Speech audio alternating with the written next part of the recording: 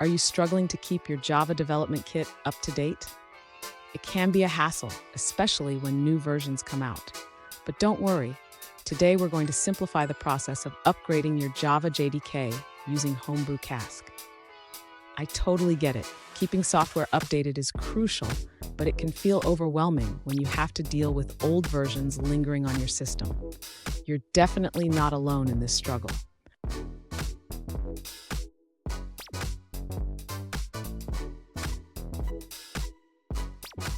Let's dive into the specific question at hand. One user asked, how do I upgrade to the latest version of Java JDK using Homebrew Cask? And how can I ensure that old versions are removed? If this sounds like you, stick around as we explore the solution together. So why is this important? Keeping your Java JDK updated ensures you have the latest features and security patches. Plus, old versions can take up unnecessary space on your system. Let's break down how to tackle this. And make sure to stay with me until the end. I have a quick tip that will help you manage your Java installations effortlessly. To upgrade to the latest version of the Java JDK using Homebrew Cask, the user should first update Homebrew itself. This ensures that they have the latest package information.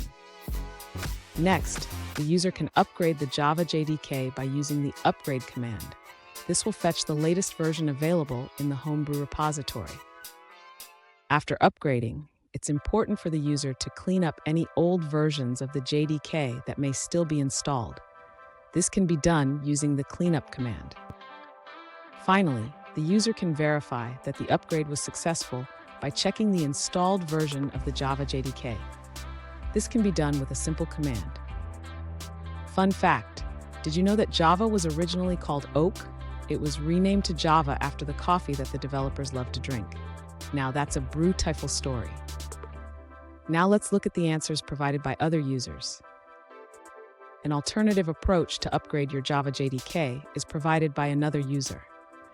They suggest using the command brew upgrade cask adopto pen JDK 11 to upgrade to the latest subversion, for example, from 11.8.10 to 11.91. This command ensures that you have the latest version without leaving old versions on your system. Here's that quick tip I promised. Regularly check for updates by running brew update and brew upgrade. This will keep your Java environment fresh and clean.